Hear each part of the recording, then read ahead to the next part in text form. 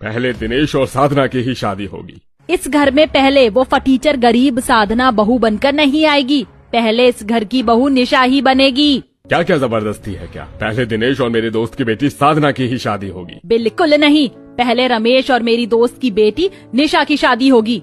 अब इस बात को लेकर दोनों पति पत्नी राधिका और राकेश के बीच जम के बहस छिड़ जाती है। ये देखकर राधिका की सास शांति देवी, उसके 2 बेटे रमेश, दिनेश और 2 बेटियां कविता, साक्षी, ये सब देखकर दंग रह जाते हैं। एक तो उस गरीब साधना को आप हम जैसे अमीरों के घर की बहू बना रहे हैं, ऊपर से अपनी मनमानी भी चला रहे हैं आप। पिताजी, माँ ठीक कह रही हैं, पहले रमेश भाई की ही शादी होगी। नहीं, बाबा ठीक कह रहे हैं, पहले मेरी सहेली साधना इस घर की बहू बनकर आएगी। दिनेश, लगता है हम दोनों ने एक साथ पैदा होकर गलती कर दी भाई। हाँ यार, यहाँ तो हमारी शादी को लेकर जंग छिड़ गई है। 1 मिनट, माँ, पिताजी, आप हम दोनों भाइयों की शादी एक साथ ही करवा दीजिए ना। हाँ हाँ, ये सही रहेगा, हम रमेश दिनेश दोनों का ब्याह एक साथ करवा देते हैं। फिर क्या था, कुछ ही दिनों बाद राकेश अपनी पसंद की एक गरीब परिवार की बेटी साधना की शादी अपने बेटे दिनेश से करवा देता है और राधिका रमेश की शादी अपनी पसंद की एक अमीर मॉडर्न लड़की निशा के साथ करवा देती है।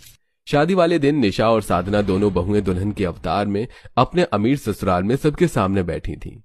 मेरी निशा बहू तो चांद की तरह गोरी और सुंदर है, किसी की नजर ना लगे मेरी बहू रानी को।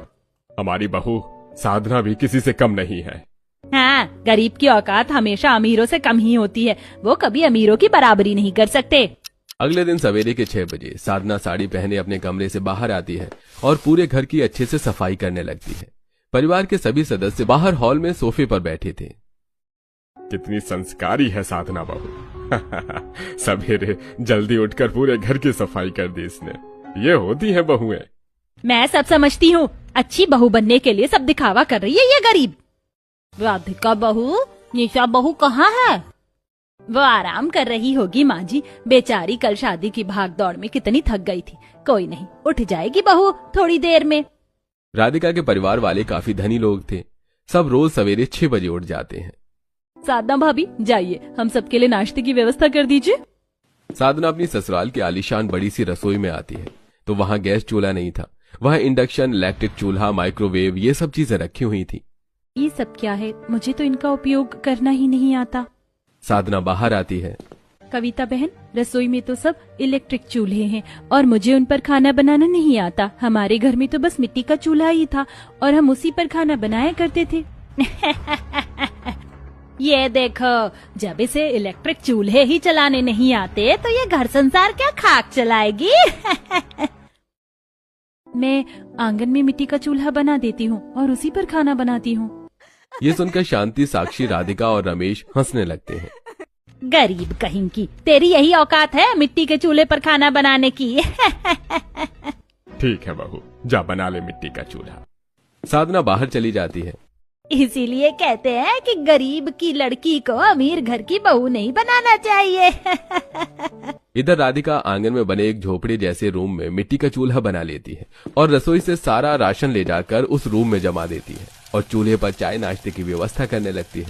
थोड़े समय बाद साधना चाय पराठे लेकर घर में आती है और डाइनिंग टेबल पर रख देती है। क्या बात है भाभी, गर्मा गर्म पराठे, आहा।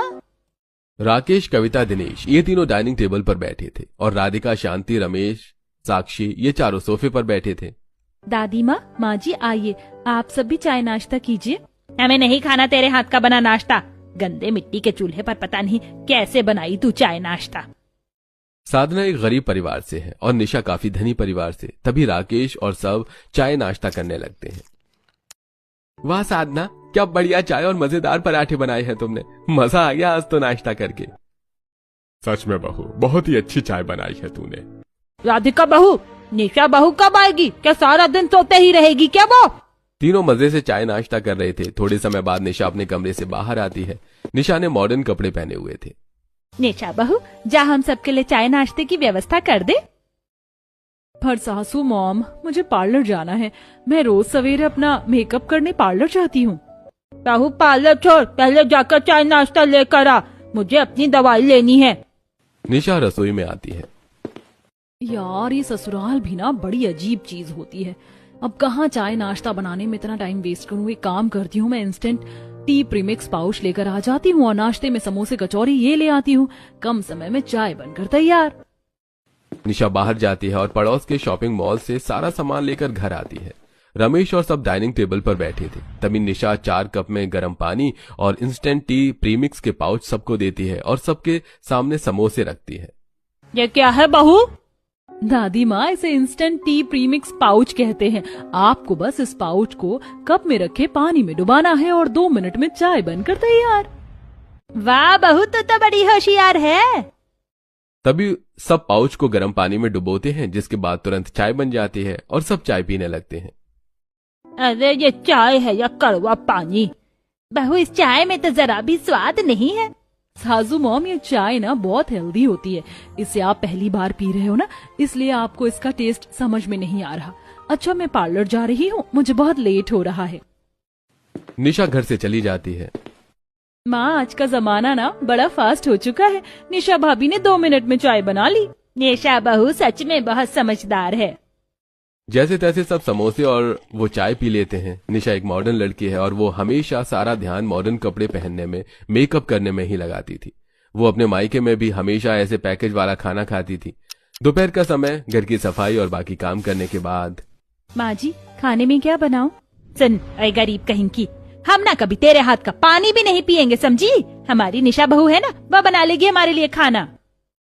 साधना बहू जा तू अपने हिसाब से हम सब के लिए बढ़िया से पकवान बना दे। साधना बाहर आंगन में जाती है और अपनी उस छोटी सी रसोई में मिट्टी के चूल्हे पर रोटियां बनाने लगती है। रोटियां तो बन गई, अब जल्दी से मसाला तैयार करके सब्जी और चिकन बिरयानी बना लेती हूँ। तभी साधना पत्थर के सिलबट्टे पर अपने हाथों से मसाला कूटने लगती है। मसाले में असली स्वाद तो तभी आता है जब उस मसाले को हाथ से पीसा गया हो। साधना उसी अंदाज में खाने की व्यवस्था कर रही थी जैसे उसके गांव में लोग खाना बनाते हैं, जहां स्वाद कीमती मसालों या सामग्री का नहीं होता, बल्कि हाथों के बनाए मसाले और लोगों की मेहनत उस भोजन में स्वाद पैदा करती है। तभी मसाला पीसने के बाद साधना हरी मिर्च को हाथ से पत्थर पर पीसकर हरी मिर्च का पेस्ट बनाती है। इधर निशा बाहर सड़क पर थी। अरे यार, ये रीमा के चक्कर में तो मैं कितना लेट हो गई। अब घर जाकर इतनी जल्दी कैसे बना पाऊंगी मैं खाना? वैसे भी मुझे सही से खाना बनाना ही कहाँ आता है। चलो, मैं होटल से तैयार खाना ले लेती हूँ। तभी नेहा एक हॉस्टल से तैयार चिकन करी, मैगी, नूडल्स, पास्ते के पैकेट ये सब लेकर घर आती है। निशा, कहाँ गई थी तुम? या भूख के मारे दम निकल रहा है हमारा। रास्ते में मुझे मेरी एक फ्रेंड मिल गई थी तो मैं उसी से बातें कर रही थी। कोई नहीं, मैं बस 2 मिनट में खाना लेकर आती हूँ। निशा रसोई में चली जाती है। 2 मिनट में ऐसा क्या बनाने वाली है बहू? माँ जी, निशा बहू ना बहुत ही होशियार है, देखना वो बहुत ही स्वादिष्ट खाना बनाएगी। दिनेश बेटा, साधना बहू से पूछ कर आ कि खाना कब तक बन जाएगा। भूख के मारे हालत खराब हो रही है मेरी। बाबा, अब खाना बनाने में समय तो लगता ही है ना, थोड़ी देर इंतजार कीजिए, साधना भाभी लाती होंगी खाना। राकेश, कविता, दिनेश ये तीनों डाइनिंग टेबल पर शांति देवी, राधिका, रमेश और साक्षी के सामने ही बैठे थे। इधर निशा रसोई में। चलो, अब तुरंत ही मैगी, पास्ता और चिकन करी बना लेती हूँ। निशा मैगी का पैकेट खोलकर एक बर्तन में पानी में मैगी डालती है तो वो मैगी 2 मिनट में ही बनकर तैयार हो जाती है। फिर इसी तरह वो पास्ता भी डालती है तो वो भी 2 मिनट में बनकर तैयार हो जाता है। चलो, 2 डिश तैयार हो गई। अब बस पानी में चिकन करी डालती हूँ तो चिकन करी भी 2 मिनट में इंस्टेंट बनकर तैयार हो जाएगी। तभी निशा चिकन करी को गर्म करके उसमें थोड़ा पानी डालकर सारे पकवान लेकर बाहर आती है। निशा बहुत ही आलसी थी। अरे वाह निशा बहू, तूने इतनी जल्दी खाना बना लिया। जी सासू मॉम, इसे इंस्टेंट फूड रेसिपी कहते हैं। 2 मिनट में खाना बनकर तैयार। बहू, ये क्या बनाया है तूने? मैं ऐसा खाना नहीं खाती, तू सब्जी ही बना देती मेरे लिए। दादी माँ, वो क्या है ना, ऑलरेडी इतना लेट हो चुका था और जब पैकेज्ड वाले खाने की इतनी अच्छी सुविधा है तो बेवजह रसोई में घंटों खाना बनाकर टाइम वेस्ट क्यों करना? माँ जी, आज की जनरेशन ना बड़ी होशियार है, हर काम चुटकियों में ही कर देती है। अब नए जमाने के खान पान है, हमें इस बारे में क्या पता। जो भी है अब खाते हैं, बहुत जोरों की भूख लगी है। सब पैकेज्ड खाना खाने लगते हैं तो खाने में जरा भी स्वाद नहीं था। ये कैसा खाना है बहू? कितना मसाला और थिक है ये, जरा भी स्वाद नहीं है इसमें। दादी माँ, ये खाना ना बहुत हेल्दी होता है। ये खाने में भले ही थोड़ा अजीब लगता है पर अच्छा होता है, सब ऐसे ही खाना खाते हैं। दादी माँ, हम ना अमीर लोग हैं और अमीर लोग हमेशा ऐसे ही खान पान खाते हैं। बड़ी समझदार है मेरी बहू।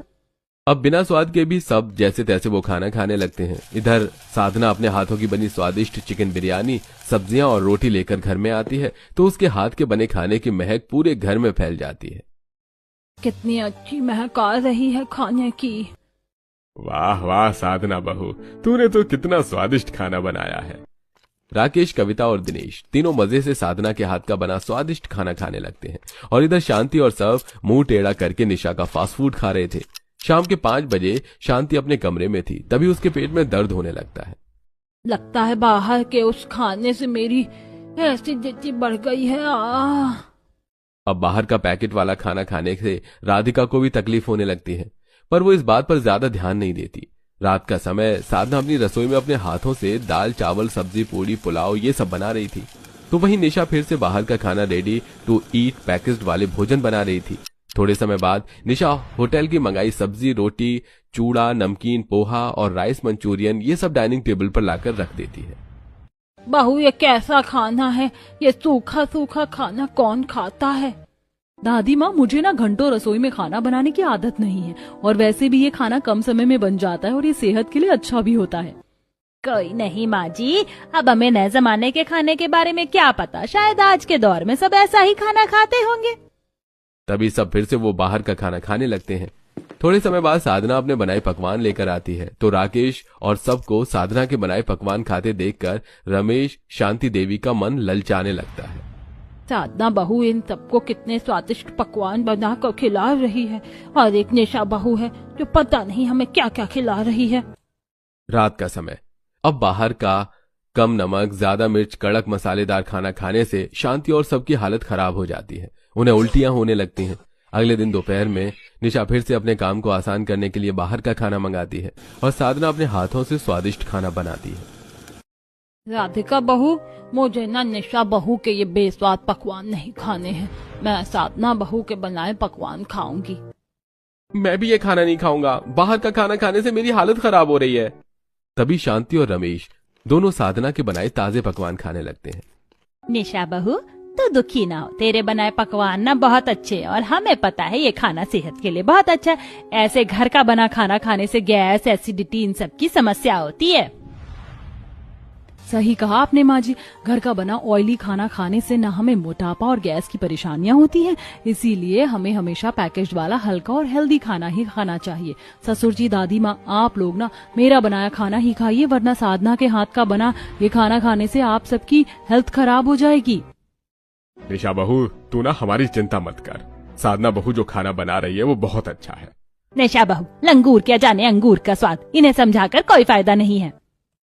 अब इसी तरह दिन प्रतिदिन बीतने लगे। साधना हर रोज मिट्टी के चूल्हे पर ताजा और अच्छा खाना बनाकर सबको खिलाने लगी और इधर निशा हर बार जल्दबाजी में काम से बचने के लिए बाहर का पैकेज्ड खाना मंगाकर अपनी सास को खिलाने लगी।